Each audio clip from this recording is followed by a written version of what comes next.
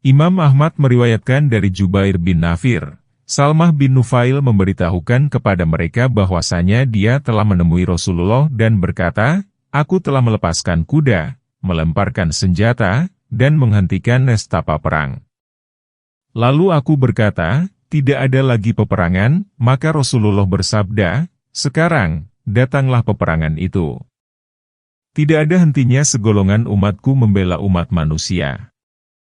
Allah akan membengkokkan hati beberapa kaum. Kemudian kaum mukminin akan memerangi mereka. Dan Allah akan memberikan rezeki kepada mereka dari kaum-kaum yang mereka perangi itu sehingga datang keputusan Allah, dan mereka tetap dalam keadaan seperti itu. Ketahuilah, sesungguhnya wilayah yang dijanjikan kepada kaum mukminin adalah di Syam. Kebaikan terikat di kepala-kepala kuda hingga hari kiamat." Demikian pula Imam Tirmidzi telah meriwayatkan hadis ini dari dua jalan, dari Jubair bin Nafir dan dari Salamah bin Nufail. Hadis ini memperkuat pandangan bahwa ayat tersebut tidak dihapuskan. Seolah-olah keputusan ini ditetapkan di dalam peperangan sampai peperangan itu tidak ada lagi. Firman Allah selanjutnya, "Demikianlah, apabila Allah menghendaki niscaya Allah akan membinasakan mereka, pastilah Allah akan memberikan hukuman kepada orang-orang kafir dengan siksa dari sisinya, tetapi Allah hendak menguji sebagian kamu dengan sebagian yang lain. Yakni, Allah telah mensyariatkan berjihad kepada kamu untuk menguji kamu. Hal ini seperti yang telah difirmankannya, apakah kamu mengira bahwa kamu akan masuk surga, padahal belum nyata bagi Allah orang-orang yang berjihad di antaramu dan belum nyata orang-orang yang sabar." Surat Ali Imran ayat 142. Mengingat peperangan itu mengakibatkan banyaknya orang-orang beriman yang gugur, maka Allah berfirman, "Dan orang-orang yang gugur pada jalan Allah, Allah tidak akan menyia-nyiakan amal mereka. Allah tidak akan menghilangkannya, justru Dia akan melipat gandakannya dan mengembangkannya. Di antaranya ada yang amalannya terus mengalir kepadanya selama dia berada di alam barzah." Imam Ahmad meriwayatkan dari Qais al-Jadzami, seseorang yang mempunyai predikat sebagai salah seorang sahabat Nabi. Dia mengatakan bahwa Rasulullah bersabda, akan diberikan kepada seseorang yang syahid di medan tempur 6 perkara. Ketika cucuran darah pertamanya menetes, maka akan dihapuskan semua dosanya, dia akan melihat tempatnya di dalam surga. Dia akan dikawinkan dengan bidadari, dia akan aman dari rasa takut yang amat besar, dia diamankan dari siksa kubur, akan diberikan kepadanya perhiasan iman. Kemudian dalam Sahih Muslim diriwayatkan dari Abdullah bin Amr dan Abu Qatadah bahwa Rasulullah bersabda, segala kesalahan yang telah dilakukan oleh seorang syahid akan diampuni kecuali utang. Dan Abu Darda meriwayatkan bahwa Rasulullah bersabda, seorang syahid akan diberi hak untuk memberikan syafaat bagi 70 orang keluarganya. Firman Allah selanjutnya, Allah akan memberi pimpinan kepada mereka, yaitu memimpin mereka menuju surga. Firman Allah selanjutnya, dan memperbaiki keadaan mereka, yaitu memperbaiki urusan dan hal ihwal mereka, dan memasukkan mereka ke dalam surga yang telah diperkenalkannya kepada mereka. Yaitu, Allah telah memperkenalkan surga kepada mereka dan menunjukkan jalan ke surga kepada mereka. Imam Bukhari meriwayatkan dari Abu Sa'id Al-Khudri bahwasanya Rasulullah bersabda, bila orang-orang beriman telah terselamatkan dari api neraka, mereka ditahan di sebuah jembatan antara surga dan neraka. Mereka saling membalas kezaliman-kezaliman yang telah dilakukan antara mereka di dunia sehingga tatkala mereka telah dibersihkan dan disucikan, maka diizinkanlah mereka untuk masuk ke dalam surga. Dan demi jiwaku yang berada di dalam genggamannya, salah seorang di antara mereka lebih mengenal tempatnya di dalam surga daripada mengenal rumahnya ketika di dunia. Firman Allah, hai orang-orang yang beriman, jika kamu menolong Allah, niscaya Dia akan menolongmu dan meneguhkan kedudukanmu. Ayat ini seperti firman-Nya, dan Allah pasti akan menolong orang yang menolongnya, Surat Al-Hajj ayat 40. Karena, balasan itu berupa perbuatan sejenis.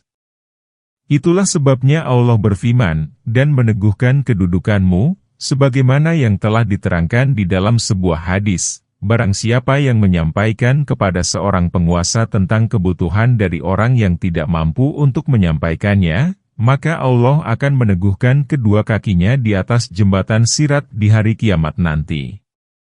Kemudian firman Allah, dan orang-orang yang kafir maka kecelakaanlah bagi mereka, merupakan kebalikan dari keteguhan kaki kaum mukminin yang membela Allah dan Rasul-Nya. Dan sungguh, telah ditetapkan di dalam hadis yang sahih dari Rasulullah bahwasanya beliau bersabda, celakalah hamba dinar. Celakalah hamba dirham. Celakalah hamba permadani. Celakalah dan terjungkirlah dia.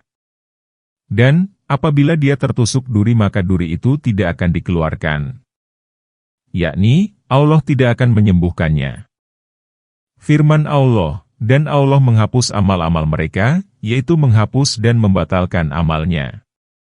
Karenanya Allah berfirman, yang demikian itu adalah karena sesungguhnya mereka benci kepada apa yang diturunkan Allah, yaitu mereka tidak menginginkan dan tidak menyukainya, lalu Allah menghapuskan amalan mereka. Maka apakah mereka tidak mengadakan perjalanan di muka bumi sehingga mereka dapat memperhatikan bagaimana kesudahan dari orang-orang yang sebelum mereka? Allah telah menimpakan kebinasaan atas mereka dan orang-orang kafir akan menerima akibat seperti itu. Ayat 10. Yang demikian itu karena sesungguhnya Allah adalah pelindung orang-orang yang beriman dan karena sesungguhnya orang-orang kafir itu tidak mempunyai pelindung. Ayat 11. Sesungguhnya Allah memasukkan orang-orang yang beriman dan mengerjakan amal saleh ke dalam surga yang mengalir di bawahnya sungai-sungai. Dan orang-orang yang kafir itu bersenang-senang dan mereka makan seperti makannya binatang-binatang. Dan neraka adalah tempat tinggal mereka. Ayat 12. Dan betapa banyaknya negeri-negeri yang lebih kuat dari negerimu yang telah mengusirmu itu. Kami telah membinasakan mereka, maka tidak ada seorang penolong pun bagi mereka. Ayat 13. Allah berfirman, maka apakah mereka tidak mengadakan perjalanan, yaitu orang-orang yang musyrik kepada Allah dan mendustakan Rasul-Nya, di muka bumi sehingga mereka dapat memperhatikan bagaimana kesudahan orang-orang yang sebelum mereka? Allah telah menimpakan kebinasaan atas mereka. Yakni, Allah telah memberikan siksaan kepada mereka karena pendustaan dan pengingkaran mereka, dan menyelamatkan orang-orang beriman yang berada di tengah-tengah mereka. Karenanya Allah berfirman, dan orang-orang kafir akan menerima akibat-akibat seperti itu. Kemudian Allah berfirman, yang demikian itu karena sesungguhnya Allah adalah pelindung orang-orang yang beriman dan karena sesungguhnya orang-orang kafir itu tidak mempunyai pelindung. Itulah sebabnya Rasulullah memerintahkan kepada orang-orang beriman setelah usai perang Uhud agar menjawab Abu Sufyan ketika dia mengatakan kepada mereka, bagi kamilah kemuliaan itu. Tidak ada kemuliaan bagi kalian semua, dengan Allah lah pelindung kami. Dan kalian tidak mempunyai pelindung. Kemudian Allah berfirman, sesungguhnya Allah memasukkan orang-orang yang beriman dan mengerjakan amal saleh ke dalam surga yang mengalir di bawahnya sungai-sungai, pada hari kiamat nanti. Dan orang-orang yang kafir itu bersenang-senang dan mereka makan seperti makannya binatang-binatang.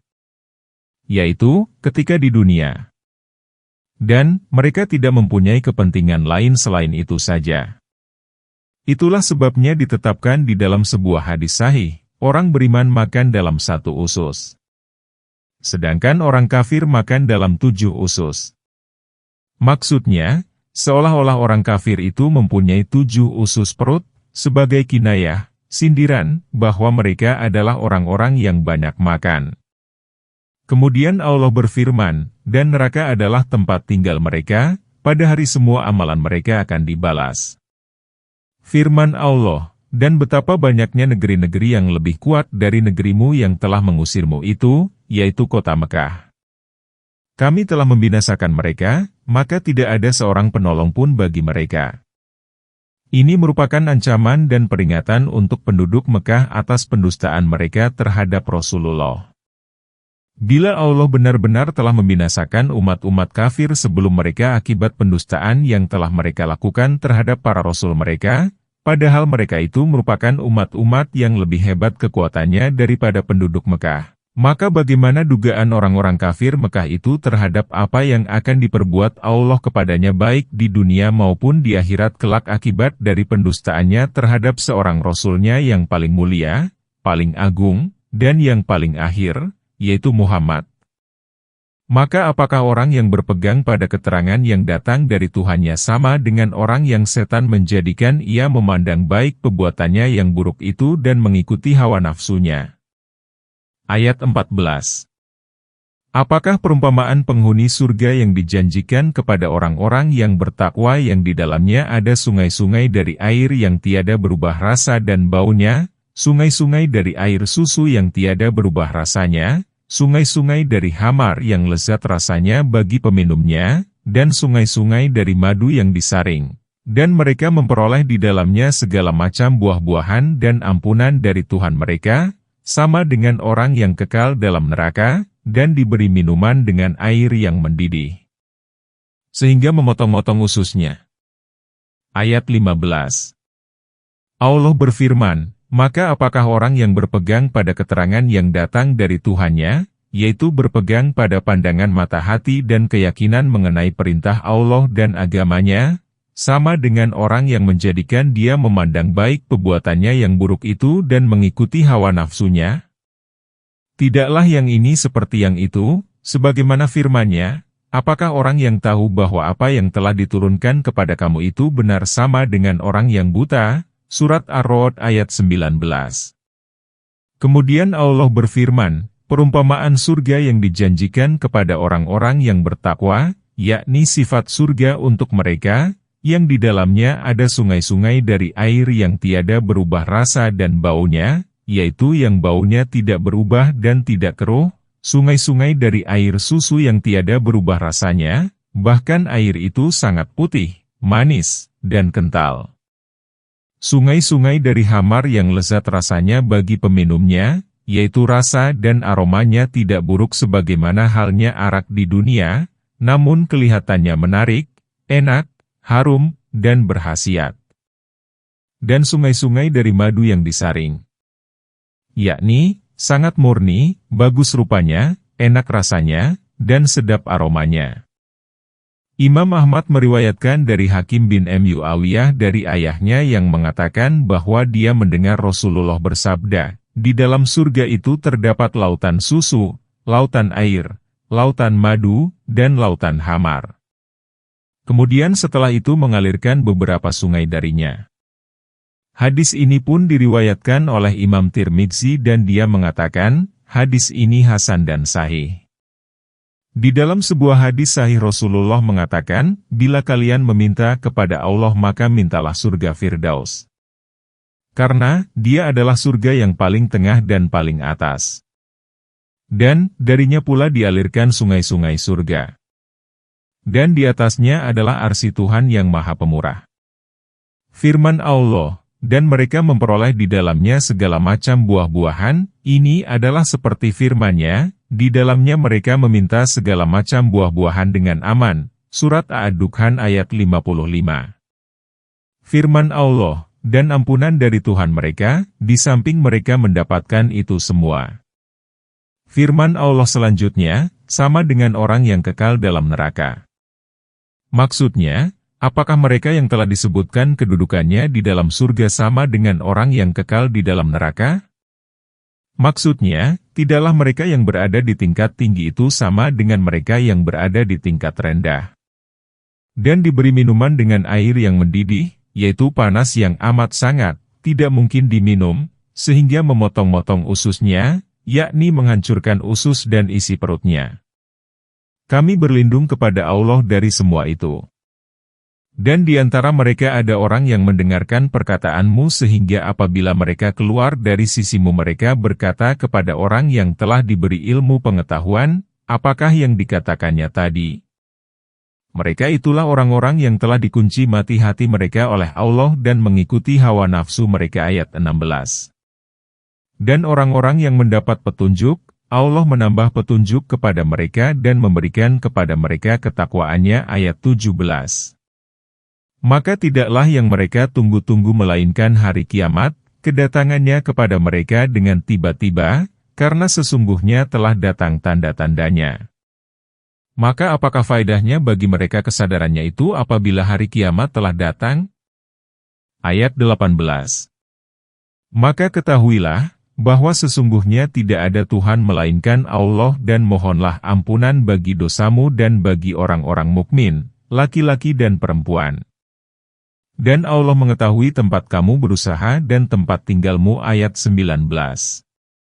Allah memberitakan tentang ketololan orang-orang munafik dan kepicikan pemahaman mereka tatkala mendengarkan apa yang telah disampaikan oleh Rasulullah, akan tetapi mereka tidak memahaminya.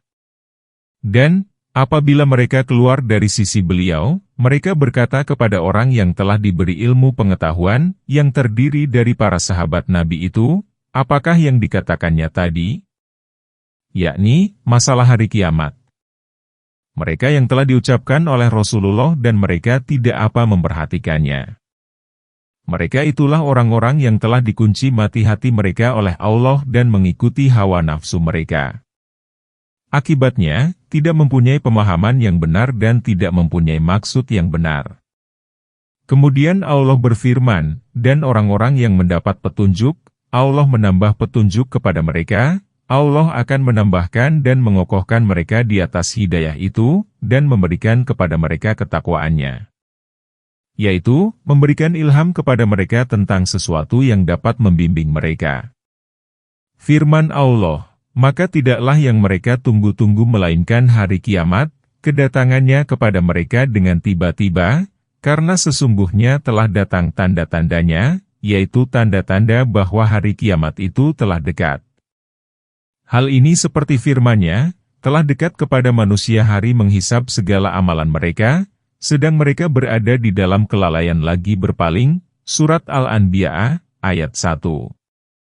Maka diutusnya Rasulullah termasuk tanda-tanda dekatnya hari kiamat, karena beliau adalah penutup para nabi dan rasul, yang dengannya pula Allah menyempurnakan agama dan menegakkan alasan atas sekalian alam.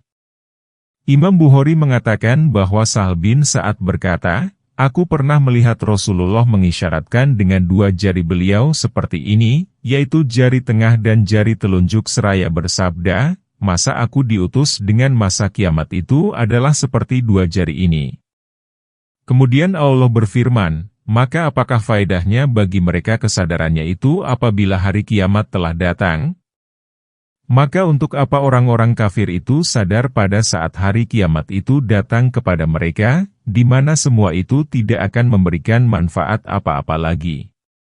Penggalan ini seperti firman-Nya, dan pada hari itu barulah manusia sadar. Akan tetapi tidak berguna lagi kesadaran itu baginya. Surat Al-Fajr ayat 2 dan 3. Firman Allah, maka ketahuilah, bahwa sesungguhnya tidak ada Tuhan melainkan Allah. Penggalan ini merupakan pemberitahuan bahwa tidak ada Tuhan melainkan Allah dan tidaklah mudah bagi Nabi untuk menyuruh mereka agar mengetahui keesaan Allah itu. Dan mohonlah ampunan bagi dosamu dan bagi dosa orang-orang mukmin, laki-laki dan perempuan. Diterangkan di dalam sebuah hadis sahih bahwa Rasulullah berdoa, ya Allah berikanlah ampunan kepadaku atas segala kesalahanku, kebodohanku, sikap berlebihan di dalam urusanku dan apa yang Engkau lebih mengetahuinya daripada aku. Ya Allah, ampunilah aku atas candaku dan kesungguhanku, kekeliruanku dan kesengajaanku. Semuanya itu adalah dari diriku. Dalam hadis sahih yang lain dikatakan, Rasulullah pernah mengucapkan di akhir sholat beliau, ya Allah ampunilah aku atas apa yang telah aku lakukan, apa yang akan kulakukan, apa yang telah aku sembunyikan, apa yang telah aku lahirkan, sikap berlebihanku, dan apa yang lebih Engkau ketahui daripada aku. Engkau adalah Tuhanku, tidak ada Tuhan melainkan Engkau. Juga di dalam hadis sahih diterangkan bahwa Rasulullah bersabda, hai umat manusia, bertobatlah kepada Tuhan kamu. Karena aku pun memohon ampunan dan bertobat kepadanya di dalam satu hari lebih dari 70 kali. Imam Abu Ya'la meriwayatkan dari Abu Bakar Ash-Shiddiq bahwa Rasulullah bersabda, "Hendaklah kamu mengucapkan la ilaha illallah dan istighfar." Perbanyaklah bacaan kedua kalimat itu karena iblis mengatakan, "Aku membinasakan manusia dengan dosa-dosa, dan mereka membinasakan aku dengan la ilaha illallah dan istighfar. Ketika aku melihat mereka membacanya, maka aku akan membinasakan mereka melalui hawa nafsu, hingga mereka menyangka bahwa mereka berada di dalam petunjuk." Firman Allah, "Dan Allah mengetahui tempat kamu berusaha dan tempat tinggalmu." Ayat ini seperti firman-Nya, "Dan Dialah yang mewafatkan kamu di malam hari dan Dia mengetahui apa yang kamu usahakan di siang hari." Surat Al-An'am ayat 60. Dan orang-orang yang beriman berkata, "Mengapa tidak diturunkan suatu surah?" Maka apabila diturunkan suatu surah yang jelas maksudnya dan disebutkan di dalamnya perintah perang, kamu lihat orang-orang yang ada penyakit di dalam hatinya memandang kepadamu seperti pandangan orang yang pingsan karena takut mati, dan kecelakaanlah bagi mereka. Ayat 20. Taat dan mengucapkan perkataan yang baik adalah lebih baik bagi mereka. Apabila telah tetap perintah perang. Maka jikalau mereka benar terhadap Allah, niscaya yang demikian itu lebih baik bagi mereka. Ayat 21. Maka apakah kiranya jika kamu berpaling kamu akan berbuat kerusakan di muka bumi dan memutuskan hubungan kekeluargaan? Ayat 22. Mereka itulah orang-orang yang dilaknati Allah dan dituliskannya telinga mereka dan dibutakannya penglihatan mereka. Ayat 23. Allah memberitahukan tentang orang-orang beriman bahwa mereka mengangankan datangnya syariat berjihad. Akan tetapi, ketika Allah telah memfardukannya dan memerintahkannya, banyak dari orang-orang itu yang mundur ke belakang. Hal ini seperti firman-Nya, "Tidakkah kamu perhatikan orang-orang yang dikatakan kepada mereka, tahanlah tanganmu dari berperang, dirikanlah sholat dan tunaikanlah zakat." Setelah diwajibkan kepada mereka berperang, tiba-tiba sebagian dari mereka golongan munafik takut kepada manusia musuh, seperti takutnya kepada Allah, bahkan lebih sangat dari itu takutnya. Mereka berkata, "Ya Tuhan kami, mengapa Engkau wajibkan berperang kepada kami? Mengapa tidak Engkau tangguhkan kewajiban berperang kepada kami beberapa waktu lagi?" Katakanlah, kesenangan di dunia ini hanya sebentar dan akhirat itu lebih baik untuk orang-orang yang bertakwa dan kamu tidak akan dianiaya sedikit pun. Surat An-Nisa ayat 77. Dan dalam surah ini Allah berfirman, "Dan orang-orang yang beriman berkata, mengapa tidak diturunkan suatu surah?" Yakni, surah yang mengandung putusan-putusan tentang perang. Itulah sebabnya Allah kemudian berfirman, "Maka apabila diturunkan suatu surah yang jelas maksudnya dan disebutkan di dalamnya perintah perang, kamu lihat orang-orang yang ada penyakit di dalam hatinya memandang kepadamu seperti pandangan orang yang pingsan karena takut mati, karena ketakutan, kemirisan, dan kepengecutan mereka untuk bertemu dengan para musuh." Kemudian Allah berfirman dengan nada memberikan semangat kepada mereka, taat dan mengucapkan perkataan yang baik adalah lebih baik bagi mereka.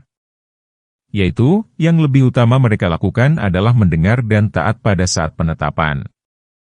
Apabila telah tetap perintah perang, yaitu ketika suasana gawat dan perintah perang telah turun, maka jikalau mereka benar terhadap Allah, yaitu memurnikan niat kepadanya, niscaya yang demikian itu lebih baik bagi mereka.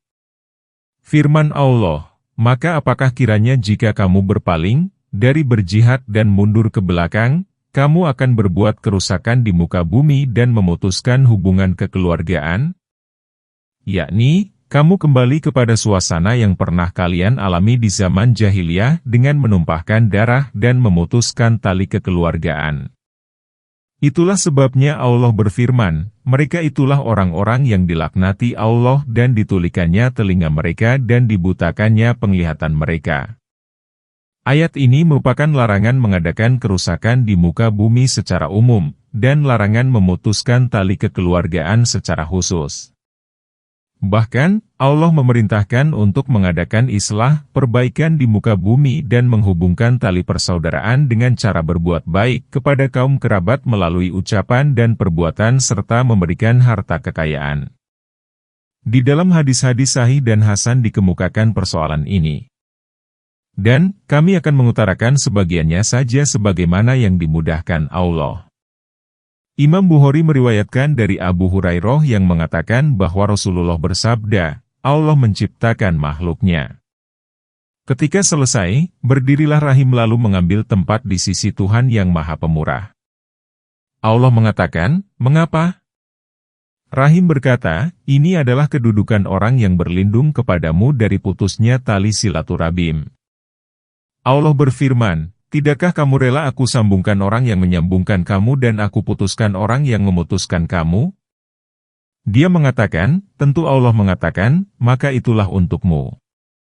Abu Hurairah berkata, bacalah jika kalian mau, maka apakah kiranya jika kamu berpaling kamu akan berbuat kerusakan di muka bumi dan memutuskan hubungan kekeluargaan? Kemudian Imam Bukhari meriwayatkan dari dua jalan yang lain, yaitu dari Muawiyah bin Abi Marzad mengenai riwayat yang sama, katanya, Rasulullah telah bersabda, bacalah jika kalian mau, maka apakah kiranya jika kamu berpaling kamu akan berbuat kerusakan di muka bumi dan memutuskan hubungan kekeluargaan? Hal ini diriwayatkan pula oleh Imam Muslim dari hadis Muawiyah bin Abi Marzad. Imam Ahmad meriwayatkan dari Abu Bakar bahwa Rasulullah bersabda, tidak ada satu dosa pun yang lebih layak untuk disegerakan siksanya oleh Allah di dunia di samping siksa yang disisakan untuknya di akhirat daripada berlaku zalim dan memutuskan tali silaturahim. Hadis ini diriwayatkan pula oleh Imam Abu Dawud, Tirmidzi, dan Ibnu Majah. Tirmidzi mengatakan, ini adalah hadis yang sahih. Imam Ahmad telah meriwayatkan dari Abdullah bin Amr bahwa Rasulullah bersabda, rahim itu terkait dengan arsy. Orang yang menyambungkan tali rahim itu bukanlah yang membalas silaturahim, melainkan yang apabila tali rahim itu diputuskan, dia menyambungkannya. Hadis ini diriwayatkan oleh Imam Bukhari. Maka apakah mereka tidak memperhatikan Al-Quran bahkan atas hati-hati mereka terdapat beberapa kunci? Ayat 24. Sesungguhnya orang-orang yang kembali ke belakang kepada kekafiran sesudah petunjuk itu jelas bagi mereka, setan telah menghiasi mereka dan menipu mereka. Ayat 25. Yang demikian itu karena sesungguhnya mereka berkata kepada orang-orang yang benci kepada apa yang diturunkan Allah, kami akan mematuhi kamu dalam beberapa urusan, sedang Allah mengetahui rahasia mereka. Ayat 26.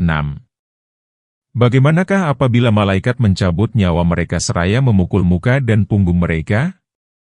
Ayat 27. Yang demikian itu adalah karena sesungguhnya mereka mengikuti apa yang menimbulkan kemurkaan Allah dan mereka membenci keridhoannya, sebab itu Allah menghapus amal-amal mereka. Ayat 28. Allah memerintahkan untuk mentadabburi Al-Quran dan memahaminya, serta melarang berpaling darinya. Oleh karena itu, Allah berfirman, maka apakah mereka tidak memperhatikan Al-Quran, bahkan atas hati-hati mereka terdapat beberapa kunci. Maka, hati itu pun menjadi tertutup rapat, tidak ada satupun dari makna-makna Al-Quran yang dapat memasuki hatinya. Kemudian Allah berfirman, sesungguhnya orang-orang yang kembali ke belakang sesudah petunjuk itu jelas bagi mereka, yaitu mereka meninggalkan keimanan dan kembali kepada kekufuran. Kita berlindung kepada Allah dari buruknya tempat kembali. Setan telah menghiasi mereka, dan memandang baik terhadap perbuatan itu, dan menipu mereka. Yang demikian itu karena sesungguhnya mereka berkata kepada orang-orang yang benci kepada apa yang diturunkan Allah. Kami akan mematuhi kamu dalam beberapa urusan. Maksudnya, di dalam batinnya orang-orang munafik itu menolong dan menasihati mereka agar melakukan kebatilan. Dan ini merupakan sifat orang-orang munafik. Mereka memperlihatkan sesuatu yang bertolak belakang dengan apa yang mereka sembunyikan di dalam batinnya. Itulah sebabnya Allah berfirman, sedang Allah mengetahui rahasia mereka, yaitu apa yang mereka sembunyikan. Penggalan ini seperti firman-Nya, Allah menulis siasat yang mereka atur di malam hari, Surat An-Nisa, ayat 81. Kemudian Allah berfirman, bagaimanakah keadaan mereka apabila malaikat mencabut nyawa mereka seraya memukul muka mereka dan punggung mereka? Yakni, bagaimanakah keadaan mereka bila datang kepada mereka para malaikat untuk mencabut nyawa mereka, yaitu apabila ruh-ruh berpisah dari jasad-jasad mereka, dan apabila ruh-ruh itu dikeluarkan oleh para malaikat dengan kasar, dipaksa, dan dipukul. Ayat ini seperti firman-Nya, dan kalau saja engkau melihat ketika para malaikat mematikan orang-orang kafir seraya memukuli wajah dan punggung mereka. Yang demikian itu adalah karena sesungguhnya mereka mengikuti apa yang menimbulkan kemurkaan Allah dan mereka membenci keridhoannya, sebab itu Allah menghapus amal-amal mereka. Kita berlindung kepada Allah dari amarah dan murka-Nya. Atau apakah orang-orang yang ada penyakit dalam hatinya mengira bahwa Allah tidak akan menampakkan kedengkian mereka? Ayat 29 Dan kalau kami menghendaki, niscaya kami tunjukkan mereka kepadamu sehingga kamu benar-benar dapat mengenal mereka dengan tanda-tandanya. Dan kamu benar-benar akan mengenal mereka dari kiasan-kiasan perkataan mereka dan Allah mengetahui perbuatan-perbuatan kamu. Ayat 30. Dan sesungguhnya kami benar-benar akan menguji kamu agar kami mengetahui orang-orang yang berjihad dan bersabar di antara kamu, dan agar kami menyatakan hal ihwalmu. Ayat 31. Allah berfirman, atau apakah orang-orang yang ada penyakit dalam hatinya mengira bahwa Allah tidak akan menampakkan kedengkian mereka? Hatinya pada orang-orang munafik itu berkeyakinan menelanjangi rahasia mereka mengenai sikapnya terhadap yang beriman. Bahkan, Allah akan menerangkan rahasia mereka dan menampakkannya sehingga diketahui oleh orang-orang yang mempunyai mata hati. Dan Allah telah menurunkan di dalam surah At-Taubah dan di sana diterangkan kebusukan-kebusukan mereka dan semua yang mereka jadikan sebagai sandaran berupa perbuatan yang menunjukkan kepada kemunafikan mereka. Itulah sebabnya surah At-Taubah Bara'ah ini dinamakan pula surah Al-Fadhihah hamba-hambanya penelanjangan. Adegan itu adalah bentuk jamak dari kata dagan, yang berarti sesuatu yang terdapat di dalam hati berupa iri hati dan kedengkian terhadap Islam, pemeluknya, dan orang-orang yang membelanya. Firman Allah, dan kalau kami menghendaki, niscaya kami tunjukkan mereka kepadamu sehingga kamu benar-benar dapat mengenal mereka dengan tanda-tandanya. Akan tetapi, Allah tidak melakukan hal itu terhadap seluruh kaum munafik untuk memberi kesan kepada mereka akan keselamatan lahiriah dirinya, sekaligus untuk menolak anggapan mereka bahwa rahasianya itu tidak diketahui orang lain. Dan kamu benar-benar akan mengenal mereka dari kiasan-kiasan perkataan mereka, yaitu pada apa yang tampak dari ucapan-ucapan mereka yang menunjukkan terhadap maksud-maksud mereka. Seseorang dapat mengetahui dari kelompok manakah dia berasal melalui makna dan maksud omongan orang itu. Inilah yang dimaksud dengan kepeleset omongan. Amirul Mukminin Utsman bin Affan berkata, tidaklah seseorang merahasiakan sesuatu melainkan Allah pasti akan memperlihatkannya pada kulit-kulit wajahnya dan kekeliruan-kekeliruan lidahnya. Di dalam beberapa buah hadis disebutkan satu persatu kelompok yang tergolong munafik. Imam Ahmad meriwayatkan bahwa Abi Mas'ud Uqbah bin Amr berkata, pada suatu kali Rasulullah berkhutbah di hadapan kami. Beliau memuji Allah dan memberikan sanjungan kepadanya, lalu bersabda, di antara kamu itu ada orang-orang munafik. Maka yang aku sebutkan namanya hendaklah dia berdiri. Kemudian Rasulullah mengatakan, berdirilah hai fulan. Berdirilah hai fulan. Berdirilah hai fulan. Hingga beliau menyebutkan 36 nama. Kemudian beliau mengatakan, di kalangan kalian itu ada beberapa orang munafik. Oleh karena itu bertakwalah kepada Allah.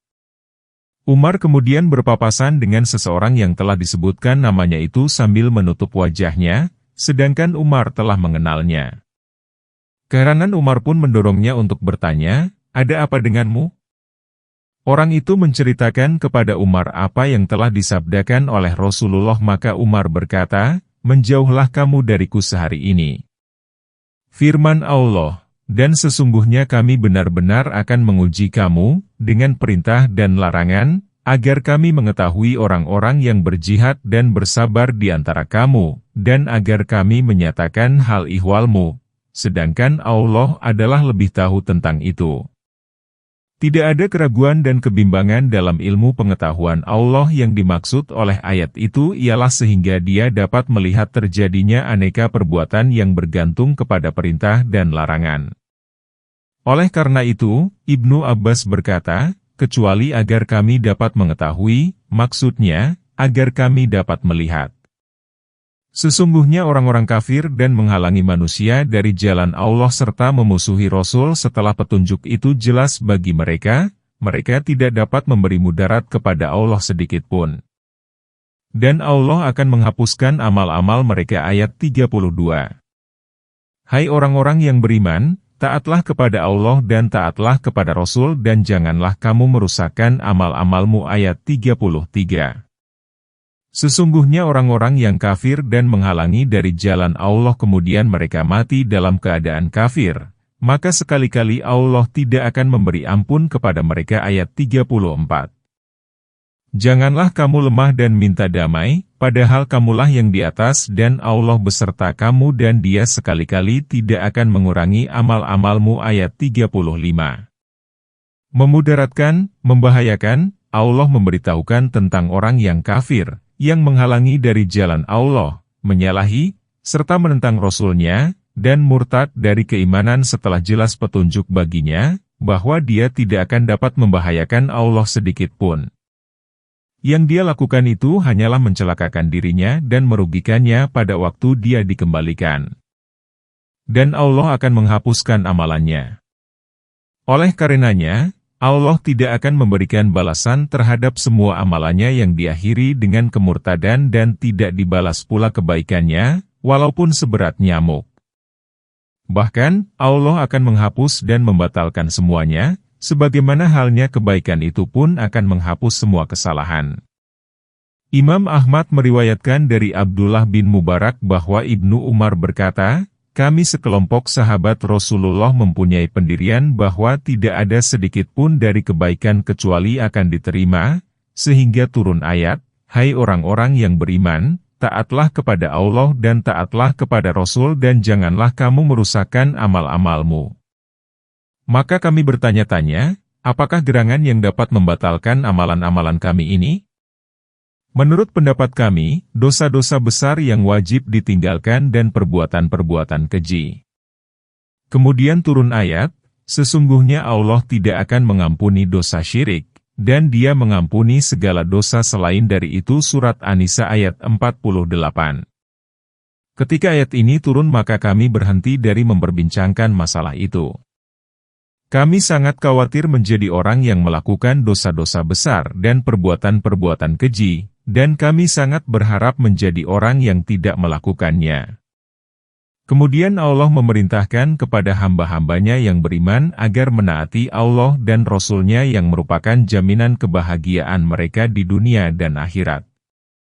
Dan melarang mereka melakukan kemurtadan yang akan membatalkan semua amal. Itulah sebabnya Allah berfirman, "Dan janganlah kamu merusakkan amalan-amalanmu dengan melakukan kemurtadan." Karenanya, setelah ayat ini Allah berfirman, "Sesungguhnya orang-orang yang kafir dan menghalangi manusia dari jalan Allah kemudian mereka mati dalam keadaan kafir, maka sekali-kali Allah tidak akan memberi ampun kepada mereka." Kemudian Allah berfirman kepada hamba-hambanya yang beriman, "Janganlah kamu lemah." Yakni, janganlah kamu menjadi loyo bila berhadapan dengan musuh, dan minta damai, dengan melakukan gencatan senjata, berdamai, dan menghentikan peperangan antara kamu dan orang-orang kafir. Padahal kamu berada dalam keadaan kuat, jumlah kamu banyak, dan persenjataan kamu pun lengkap. Itulah sebabnya Allah berfirman, "Janganlah kamu lemah dan minta damai padahal kamulah yang di atas, yaitu padahal keadaan kamu jauh lebih tinggi dari musuh-musuh kamu." Adapun bila keadaan orang-orang kafir mempunyai kekuatan dan jumlah tentara mereka lebih banyak bila dibandingkan dengan pasukan muslim, maka sang imam diperbolehkan untuk menentukan sikap dengan cara mengadakan gencatan senjata dan perjanjian sebagai suatu kemaslahatan bagi pasukan muslim. Sebagaimana yang telah dilakukan oleh Rasulullah ketika dicegat oleh orang-orang kafir Quraisy dari Mekah dan mereka mengajak beliau untuk berdamai dan tidak mengadakan peperangan antara beliau dan mereka. Selama 10 tahun. Maka Rasulullah menyetujui perjanjian mereka itu. Firman Allah selanjutnya, dan Allah beserta kamu, mengandung berita gembira yang amat besar tentang pertolongan dan kemenangan atas musuh.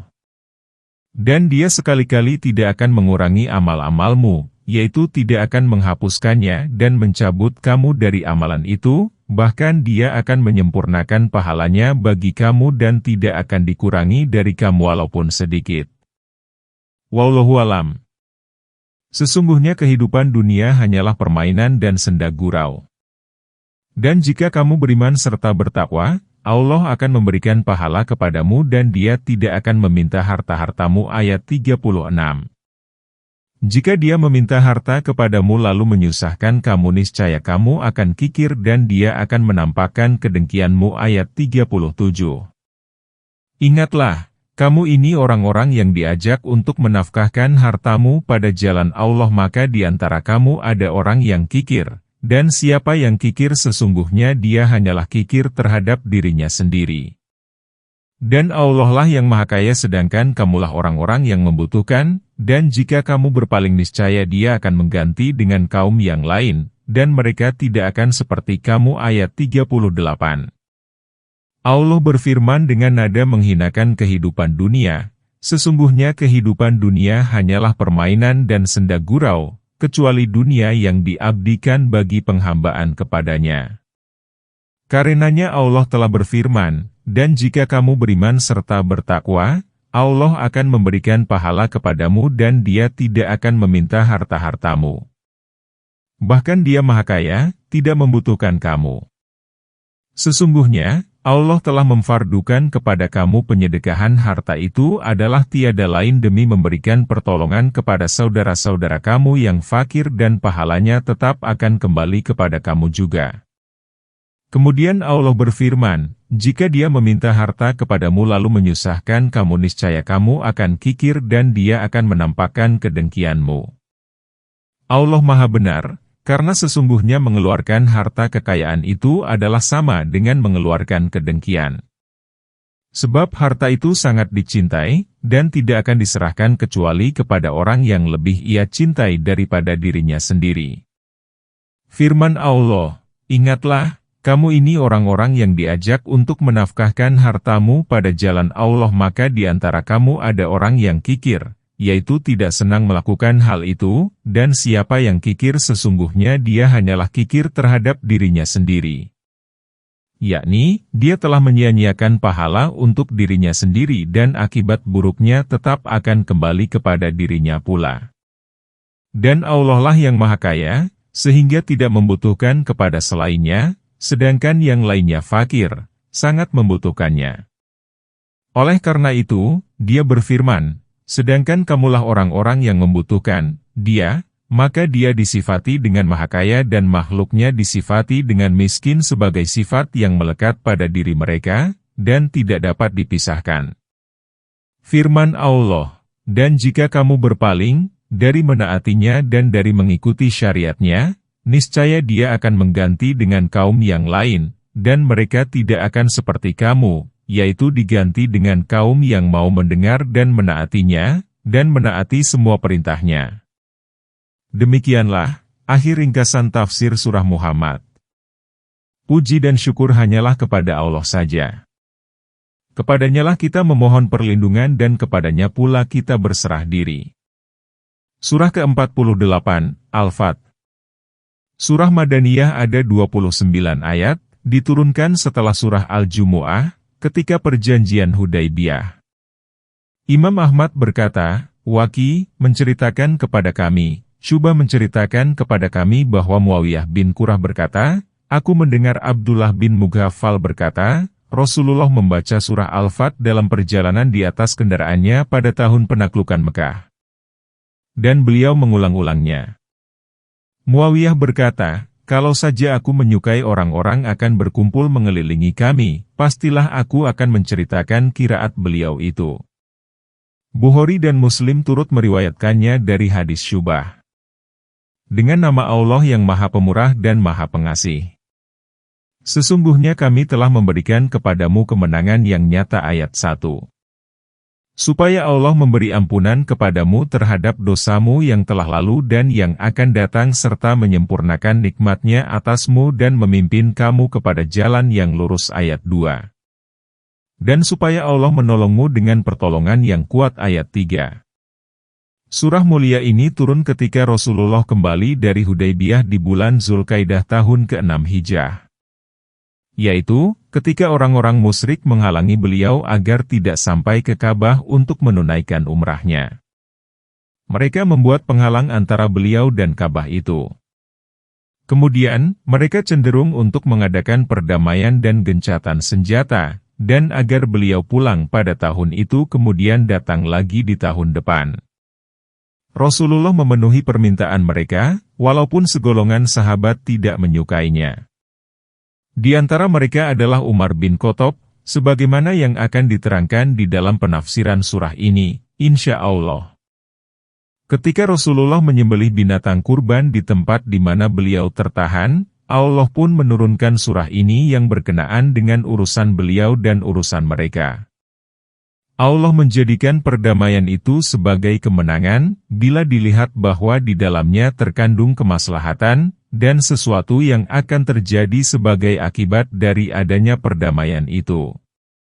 Sebagaimana yang telah diriwayatkan oleh Ibnu Mas'ud dan yang lain bahwa dia berkata, "Kalian memandang kemenangan itu berupa penaklukan kota Mekah, sedangkan kami memandang kemenangan itu berupa perjanjian Hudaybiyah."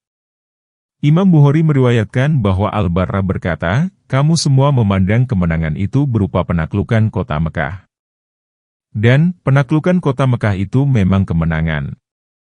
Sedangkan, kami memandang kemenangan itu berupa Bayatur Ridwan pada peristiwa Hudaybiyah. Ketika itu, kami bersama Rasulullah berjumlah 114 orang. Dan Hudaybiyah adalah nama sebuah sumur, maka kami kuras airnya. Tidak ada satu tetes pun yang tertinggal di dalamnya." Berita itu sampai ke telinga Rasulullah lalu beliau datang ke tempat itu. Kemudian beliau duduk di bibir sumur, dan meminta satu bejana air, lalu beliau berwudu, berkumur-kumur, dan berdoa. Kemudian, beliau menyemburkan air kumur-kumurnya itu ke dalam sumur.